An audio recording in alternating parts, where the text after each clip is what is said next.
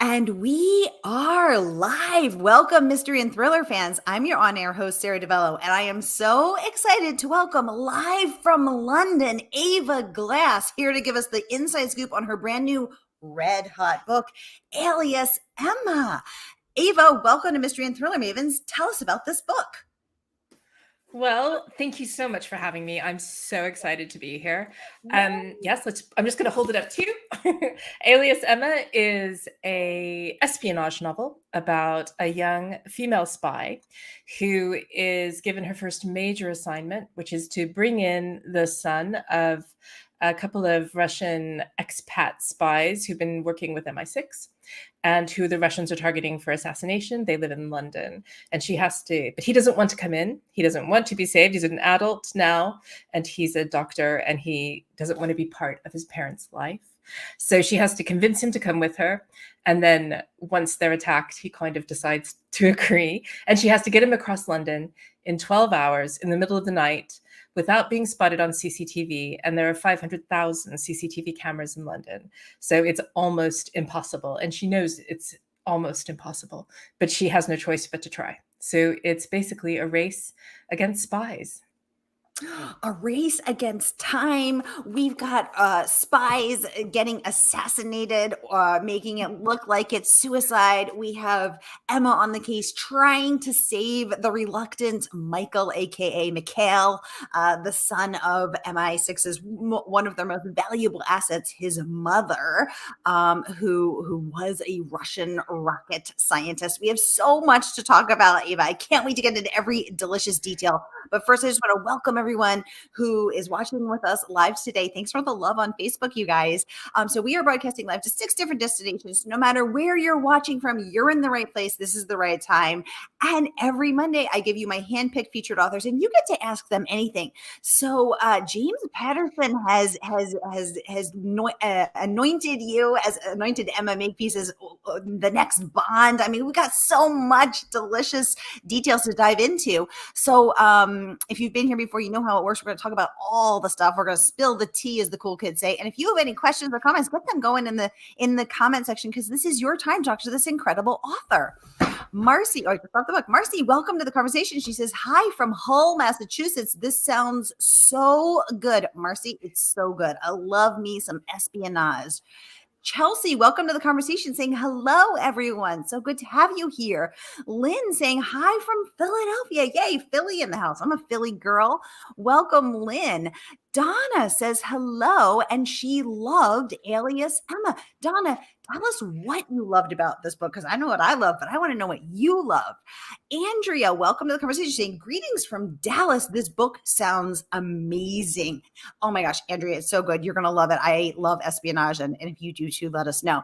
So Ava, you used to work as a civil servant, and you know a thing or two about spies. Give us the scoop. Spill the tea, girl.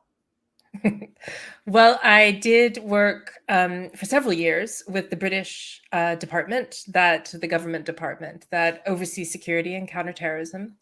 My job at the time was as a communications consultant. So basically, I was supposed to convince spies to communicate with the public. This was incredibly unpopular with the actual spies. And it was it was the worst thing I could do to them, because talking to the public is the last thing they want to do. So in the end, it was a series of negotiations, and it meant they had to get to trust me and I had to get to know them, which meant that I got just this tiny window into their world. I myself not being a spy, and I don't think they trust anybody who's not a spy. Excuse me. So it was tricky, and it was fascinating. And the spies I met just were the most ordinary looking people, and there was nothing ordinary about them. And I think that just stayed in my mind all these years, that their jobs were so dangerous and so difficult, and that I just wanted to imagine the bits of their lives that they could not really tell me about. And that sort of inspired Alias Emma.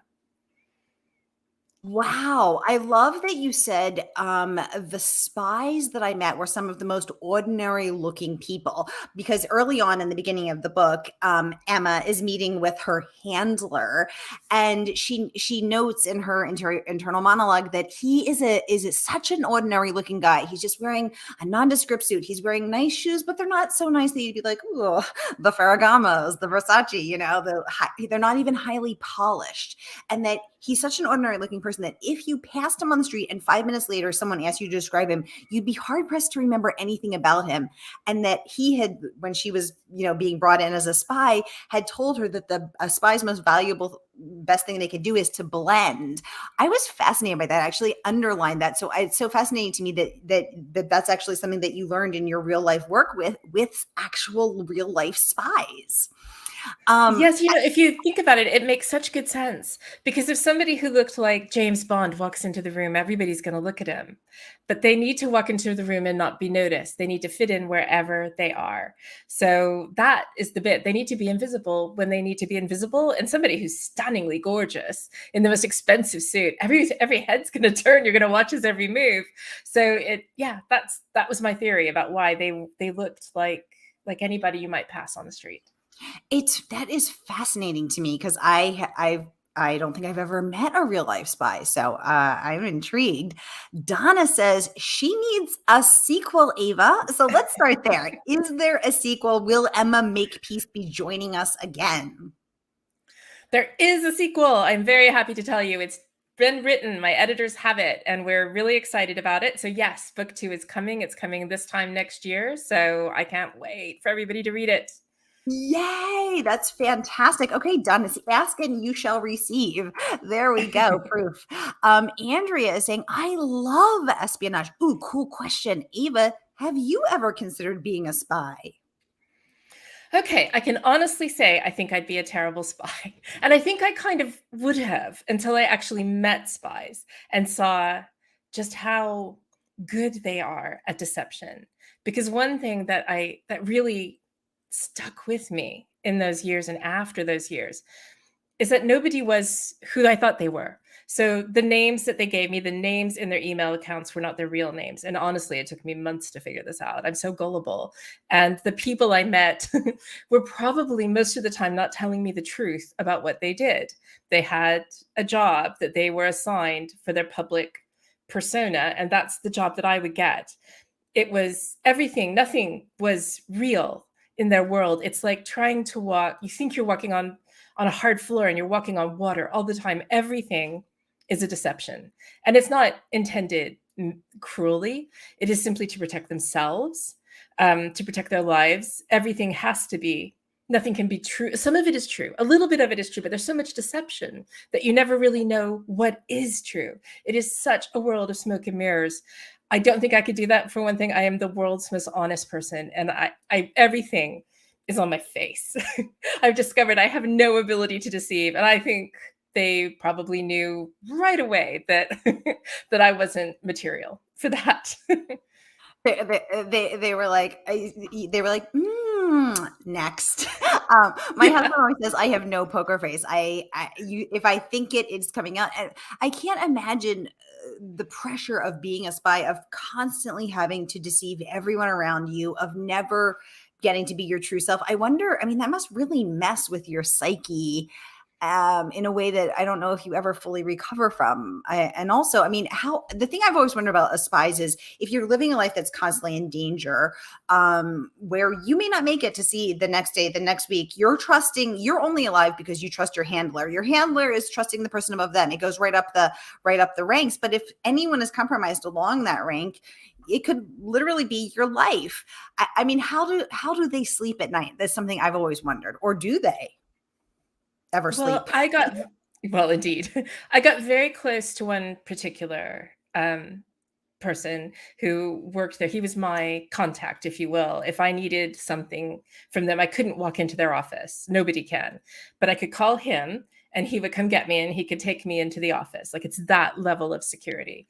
And mind you, I was security cleared to the eyeballs. They knew everything about me, and still I couldn't just walk into their office. But so I got quite close to him, and he told me that his wife didn't know that he was a spy, and he loved her more than anything in the world. I genuinely believe that. But he'd been lying to her for 15 years. She thought he worked in a completely different government office. And that really blew my mind, because it obviously did bother him that he couldn't tell her the truth. But he said if he did, he was afraid once he started, then he would say too much and it might put her into danger. So that's the level of security and fear and deception that you're looking at. So yeah, it's a very, very strange world. Right, because if he tells her something, then she's in danger of being kidnapped and having it tortured out of her or something. And so he has to do it to protect his wife and protect himself and their children, or if they have kids. But I mean, just the idea of being in a marriage and having your spouse have no idea that you have this secret life, I mean, that must feel icky or deceitful, or I don't know. It would be a tough job. It would be a tough I job think for me. yeah, more than anything, him telling me that made me think, okay, this is something I would never want to do. And also, but I admired him in a way, because he did it even though it obviously he was conflicted over it, and he knew this was a danger to his marriage, probably, that if she found out he'd been lying to her about his job for 15 years and he had this incredibly dangerous, incredibly important job, then she would, I don't know what he didn't know how she would have taken it. So yeah, you can see the levels and the kind of person you have to be able to do that, to the necessity of doing that. And it's fascinating. It's just completely fascinating to me. There are thousands of spies in London, thousands in Washington, D.C., in New York. You probably have met one at some point. There are far more than you know. Yeah. And I remember a couple, I mean, this was probably 20 years ago, but I remember that in Cambridge, Massachusetts, where Harvard University is or MIT is, that this couple was arrested for being one of the most undercover, successful undercover Russian spies. And they had been living amongst us, going to their, their jobs, their everyday jobs, which was their cover. And when they were arrested, everyone in the neighborhood was shocked, and they were like, not Paul and Mary, they're the best couple ever. And it was so shocking that Paul and Mary were serious undercover Russian spies. And so I think about that all the time as I walk through my neighborhood. Like, who am I passing as a spy? Exactly. It's really weird. And if you ever do work with them, it does get in your head. I mean, it really does. Like, you become, reality becomes a little unreal. And okay, I can tell you a story. When I first started working for the government, I'd been there about 6 weeks. And because I was born in the United States, but I've lived in Britain a long time, I'm suspicious to spies because I lived in more than one country. And so they did a big background check on me when I first started working with them, and I passed, obviously, because I'm a good person. And but afterwards, I still wasn't allowed to meet anybody. I wasn't given my job. It didn't start. And I kept asking why. And nobody could tell me. They just said, we're waiting for some paperwork. We're waiting for some things. And during that time, I was introduced to this young woman who's about my age, dressed very similarly to me, terribly nice, who just, we would go have coffee and we would go have lunch. And she was friendly and very interested in my background and asked loads of questions about my family and where I grew up and what did my brothers do and what about my parents and my uncle. Oh, really? That's so interesting. And then after a few weeks, she disappeared. And her name disappeared from the email system, which does not happen. It was as if she never existed. And I realized it was a background check. That was my background check. And after that, I went to work. Work began. Oh my God. I thought you were going to tell me she was, a Russian spy trying to recruit you or something. I was terrified for 1 second. I know. Crazy. Well, it's entirely possible she was testing to see if I was gullible enough for a Russian to... I don't know. I don't know. It's all so weird. We'll never know because you don't even really know who she was. Oh my God. Well, I am here for it. I am loving this inside scoop on the real world of spies, the story behind Alias Emma. And Alias Emma is racking up all of the praise as well. #1 New York Times bestselling author Lisa Gardner raves it is totally addictive. She says Alias Emma is that perfect perfect combination of exciting new character, explosive action scenes, and a thrilling cat and mouse chase through the streets of London. Once you start reading, you won't stop. Congratulations on that rave review. So, Ava, what do you think the secret is, besides all of this fabulous background you have on what spies are like IRL in real life? But what do you think the secret is from a craft perspective to writing a, quote, thrilling cat and mouse game chase kind of book? How do you keep that pace going? How do you keep New York Times bestselling author Lisa Gardner up all night? Give us the scoop. Well, okay. I will say page turning is my own obsession as a reader. I love one of those books you can't put down. They're my favorite kinds. When I get my hands on one, I'm so happy. And so as a writer, it's always my goal to make things go quickly. And I would say I do it my way is not the only way. Everybody has a trick. Everybody has their own style of doing it. But the way I do it is to write a first draft and then to go through that first draft and just look for places to cut and look for areas that are the most exciting scenes, make those a little longer, the most boring scenes, make those a little shorter, or get rid of them altogether. And I read it like a reader. And my editors are both, I have an American editor and a UK editor who work together, and they are geniuses. And so they know my obsession with pace. They know this is my big thing, especially with this book, because it's a race. And so it needed to be incredibly fast. I knew that from the beginning. The first draft was 70,000 words, which is way too short, but it was just the bones of it. And then I could go back and look for ways to make it even faster. And a lot of it, actually, some of the trick is where you end the chapters and how you always end a chapter in a place that makes you as a writer want to write more and makes the reader want to read more. That's one of my favorite little tricks, is don't end it when everything ends, when the scene ends and everybody's satisfied. End before then. And then that, as a writer, that can mean that the person turns the next page and opens the next chapter. And that's always my goal. I want you to read the whole book. Yes, and we are reading the whole book.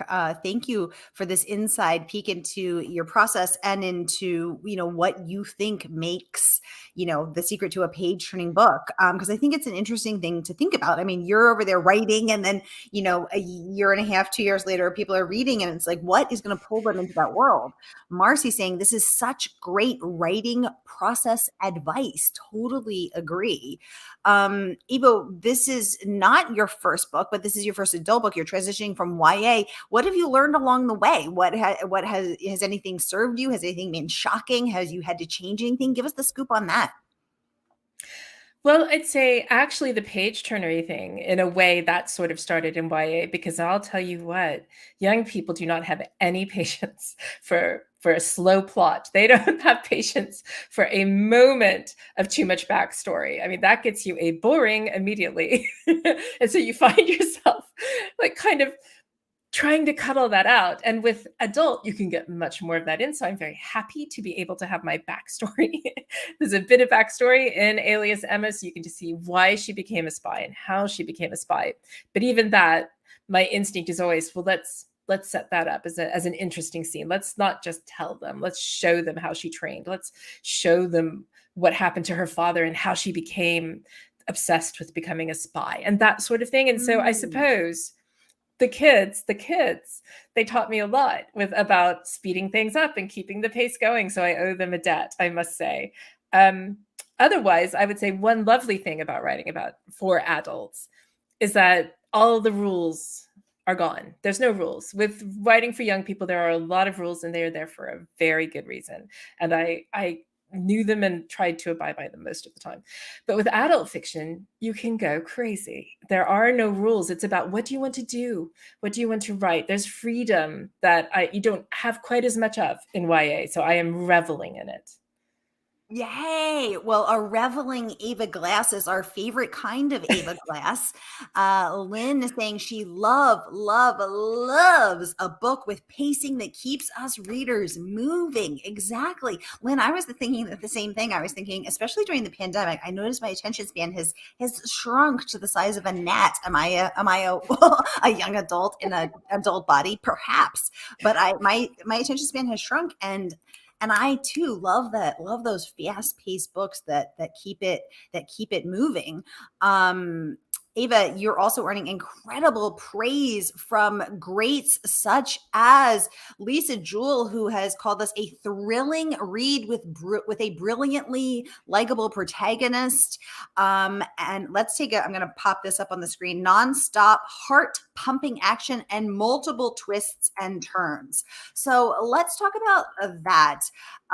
Lisa Jewell's, I'm going to pop that up right here. So let's talk about that. What do you think the key is to making us like a protagonist? I know there's a lot of talk about this, and some people say, oh, you don't have to make like there's too much pressure on making a woman or any protagonist likable. You don't have to do that. I'm going to say, I think you do have to make them likable. If I don't like the protagonist, I ain't reading it. So tell us how you make her likable. How do you make us care about her? I have to say, I do agree with you about the likability. I find it so hard to read books where I don't have a hero. I just need a hero. And there don't have to be 50 heroes.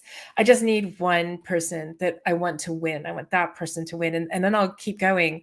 I don't know what it is, especially lately. I think more than ever, I need someone to care about. And so I suppose to make people like a character, I think all you have to do is make the character human, because I don't think people are inherently awful most of the time. I think even people who sometimes seem awful love their kids, and love their mums. And so you can just include that fact. I mean, I like all my villains to have humanity so that you can see, yeah, he's completely wrong. He's an absolute, monster, but also, he loves his wife. He's really good at golf. Like, I try to give them something that is human, that makes them three-dimensional. And with main characters, I suppose I love them. I have to love my main character. I love Emma Makepeace. I adore her. I want her to win. I think she's flawed and she's imperfect, but she's so smart and she's so funny and she's so capable. And that's what I needed. I need that much. And then she can make mistakes. Then she can get hurt. Then she can do something wrong. And we forgive her. I forgive her because I think, oh, she's learning. She's 27 years old when this book starts. She's, she's still a baby spy in a way. And let's give her time. So I suppose that's it. I love her. And then maybe because I love her, you love her. Yes, exactly. And I think making a likable protagonist doesn't mean making a perfect protagonist. Nobody can connect with a perfect person, but they have to have something that gets us cheering for them. At least I do. I need to be rooting for them. If everybody's evil or whatever, then that's, just personally not the book for me.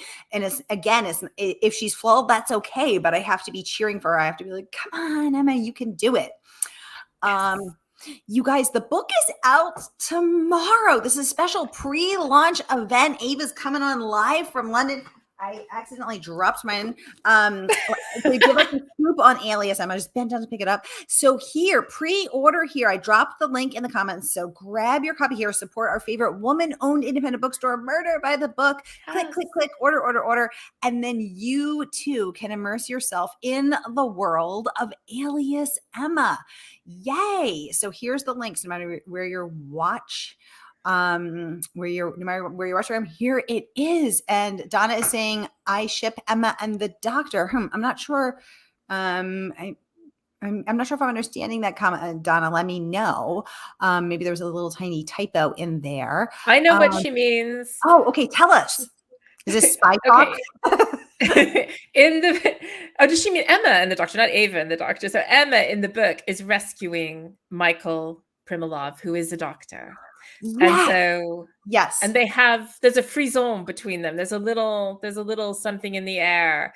Each kind of admires the other, but it's, I don't know. It seems like an impossible love, perhaps. I don't know. We shall see. I don't want to give anything away. Maybe it's possible. Yes. Donna's saying yes, Michael. Exactly. Okay, so Michael, the son of the asset, the MI6 asset, his mom being the Russian protected Russian source. He's a pediatric doctor. He treats children, and Emma's way of getting to him is to feign an injury, and knowing that his heart cares about healing people, he's going to pull over from his run and come to her aid, and that's how she's going to try to help help him help her by protecting him and saving his life, which is it's a really cute meet cute, where she's pretending to be a jogger. Very cute. Lynn saying this needs to be moved up on the TBR list. I need a few extra days in the week to dent that list. Lynn, dent that list because you're gonna love this. I am thoroughly enthralled. So go ahead and grab it. Oh, Marion, welcome to the conversation. Saying just ordered. She will begin it tomorrow. It sounds great. Thank you. Thank you, Marion. That's amazing. Yay, Marion. Thank you so much. Okay, everybody, we have 5 minutes left. So any last questions for Ava, let me know. Meanwhile, I want to share just some of these others amazing reviews. Christina Alger, the New York Times bestselling author of The Banker's Wife, says that Alias Emma, quote, blew her away. Congratulations on that. Let's pop it up and take a look. She said it is a taut, propulsive thriller with a terrific female protagonist, a classic spy novel for a modern audience. This is the makings of a first-rate series. Congratulations on that amazing review. And we're thrilled to learn that it is going to be a series. Yay. Okay, Lynn wants to know, what made you move to the UK? Yes, indeed, Ava. What drew you there? It's actually so typical because I was quite young and I'd been doing some work as a writer. I was a journalist and I'd been doing some work for a British publication just as a freelance writer. And they offered me a job in London. The same week I broke up with my longtime boyfriend. And so I was in that mood where, fine, I'm just going to throw everything away and I'm going to move to London. It's the most terrifying thing I've ever done. I didn't know anybody. And I just did it to just because I was young, and it's what you do when you're young and angry and foolish. And I moved to London and it was amazing. So the job was great. I ended up never left. And that was a really long time ago. Yay. What a great story. So the pain of the breakup gave you the courage to change your life in a way that ended up being the best thing ever. Yeah.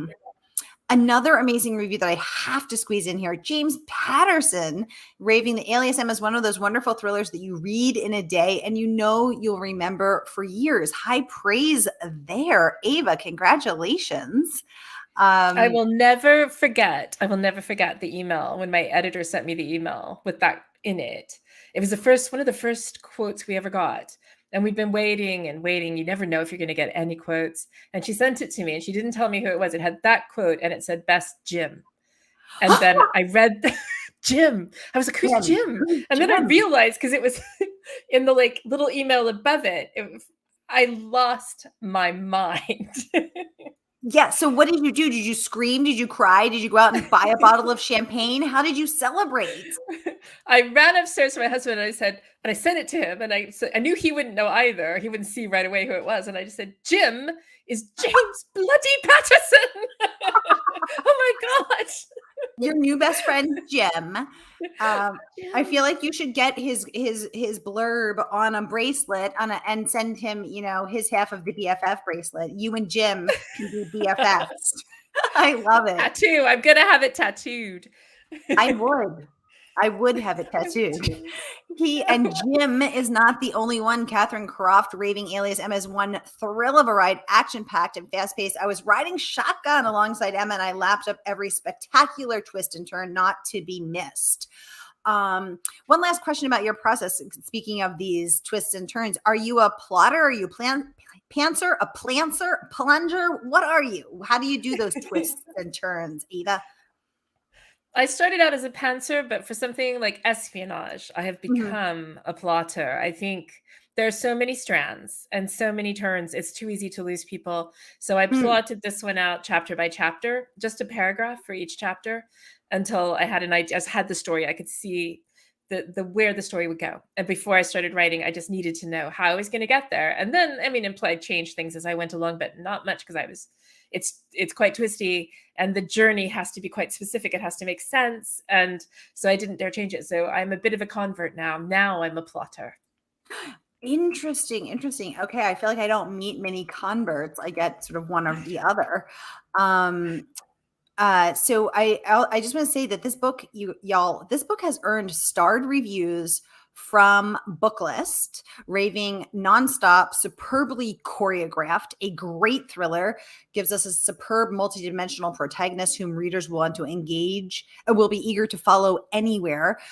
This also got a starred review from the Library Journal, who raved perfect for a single sitting read. Glass's thriller is an adrenaline-fueled tour of clandestine London. I mean, it doesn't get any better than that. An adrenaline-fueled tour of clandestine London. Hashtag goals. I tattoo that as well, Ava.